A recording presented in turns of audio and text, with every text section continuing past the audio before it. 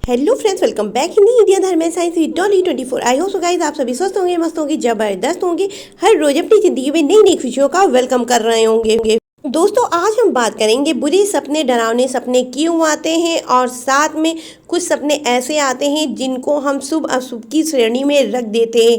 आखिर ये सपने हमें आते क्यों हैं, इनके पीछे का कारण क्या है। कभी कभी हम सपने में अपने आप को ऐसी जगह अकेला पाते हैं जहाँ कोई नहीं होता, और कभी कभी हम गहरे गड्ढे में अपने आप को देखते हैं, और या कभी कभी हमको लगता है कि हमको कोई सपने में डरा रहा है। और कभी कभी तो ऐसा होता है कि हम अपने ही बिस्तर से उठ करके आसमान में चले जाते हैं, जिससे कि हम अचानक अपनी नींद से जग करके एकदम से उठ जाते हैं। हमको दोबारा नींद आना भी पॉसिबल नहीं होती है, और चाहे हम घंटों लेटे रहें परंतु नींद नहीं आती। आखिर ये सपने हमें आते क्यों हुए, इनका क्या कारण है। सपने हमारे अवचेतन मन की एक कल्पना होती है, इसको हमें जानना बहुत ज़रूरी है, क्योंकि सपने हमेशा अवचेतन मन से ही आते हैं। कुछ इच्छाएं हमारे अवचेतन मन में दबी हुई होती हैं, जिनको हम पूरा करना चाहते हैं परंतु वो पूरे नहीं होते हैं। ऐसी स्थिति पर हमारे मन की दबी हुई भावनाएं सपने के रूप में ही हमें प्रत्यक्ष रूप में दिखाई पड़ती हैं।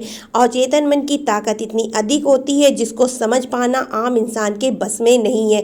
अवचेतन मन बहुत ही शक्तिशाली होता है, जिसको कि हम नियमित रूप से इस्तेमाल नहीं कर पाते हैं। परंतु यदि हम अपने अवचेतन मन का संपूर्ण भाग इस्तेमाल कर लें तो हम बहुत सारी अपनी इच्छाएं यूं ही पूरी कर लें, क्योंकि आम आदमी अपने जीवन काल में सिर्फ 1 या 2% ही अपने अवचेतन मन का इस्तेमाल करता है। परंतु जहाँ सपनों की बात आती है वहाँ शिव भगवान का जिक्र होना अपने आप ही संभव है, क्योंकि मन का कारक चंद्रमा होता है और चंद्रमा शिव जी का आराध्य होता है। जहाँ चंद्रमा की बात होती है, मन की बात होती है, वहाँ शिव जी का नाम अपने आप ही आना संभव है। चंद्रमा को बैलेंस करके, चंद्रमा यदि आपकी नीच स्थिति में है तो उसको जो है पूजा पाठ क्रिया विधियों द्वारा आप निश्चित एक स्थान पर, सही स्थान पर ला करके बुरे सपनों से छूट सकते हैं। इसके लिए सबसे पहले अपने हाथ पैरों का धोना बहुत ज़रूरी है। अपने हाथ पैर को हमेशा धो करके साफ सुथरा रखना चाहिए, जिससे कि आपको अगर किसी गलत जगह जा करके कोई निगेटिव एनर्जी आई हो तो आप अपने हाथ पैर के द्वारा, धोने के द्वारा उसको अपने शरीर से हटा सकें, निकाल सकें। इसके साथ में ही लाइट रंग के बिस्तर का इस्तेमाल करना चाहिए। ख़ास तौर से आपके चादर और तकिया, चादर का हो सके तो नीला रंग लीजिए, क्योंकि नीला रंग शनि देव का रंग माना जाता है। इसके अलावा सफ़ेद रंग की बेडशीट अगर आप इस्तेमाल कर सकते हैं तो बहुत अच्छी बात है, क्योंकि सफ़ेद रंग चंद्रमा का रंग माना जाता है और सफ़ेद रंग मन को शांति भी देता है। जबकि हरा रंग या आसमानी रंग जो है स्वास्थ्य का प्रतीक होता है, इससे सेहत अच्छी रहती है, और हरा रंग आपको शांति प्रदान करता। अगर आपके मन मस्तिष्क में कोई भी उलझन है तो उसे ख़त्म कर सकता है।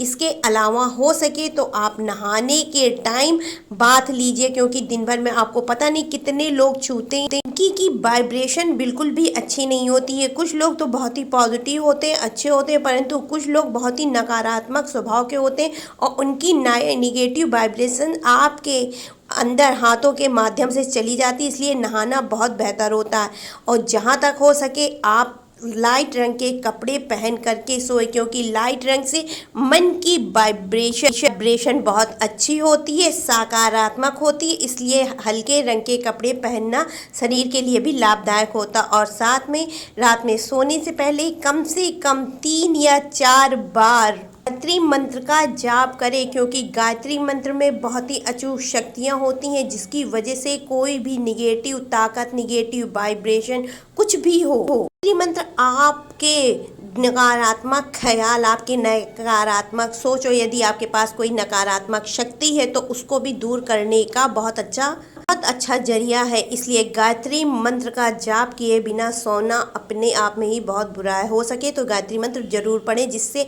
आपकी मानसिक शक्तियाँ आपके बस में रहें। चाह कर भी कोई नकारात्मक शक्ति आपके मन को ना भटकाए, आप आराम से सोए। और तकिया और जितने भी लाइट कलर के कोलो पिलो आपको दिखाया, वो तो आपको सहायता प्रदान करेंगे ही।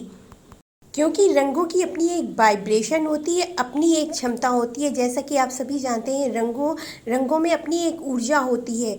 तो जितना हो सके लाइट बिस्तर पे सोए, और ये आपके शरीर के माध्यम से आपके मन मस्तिष्क के अंदर जा कर के बहुत ही अच्छा प्रभाव दिखाएगा, आपको नकारात्मक सोच से दूर रखेगा और आपका शरीर भी सही रखेगा। किसी प्रकार की बीमारी, हार्ट अटैक जैसी समस्या नहीं होगी।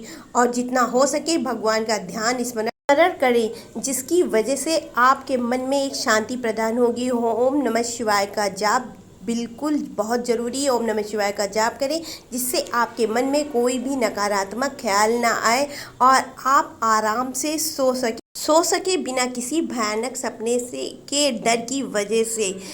और हो सके तो अपने आप को फालतू की चिंताओं से दूर रखें। तो ये थी मेरी छोटी सी एक वीडियो। अगर आपको मेरी वीडियो पसंद आए तो please like subscribe my channel. तो राधे राधे गाइस, हर हर महादेव।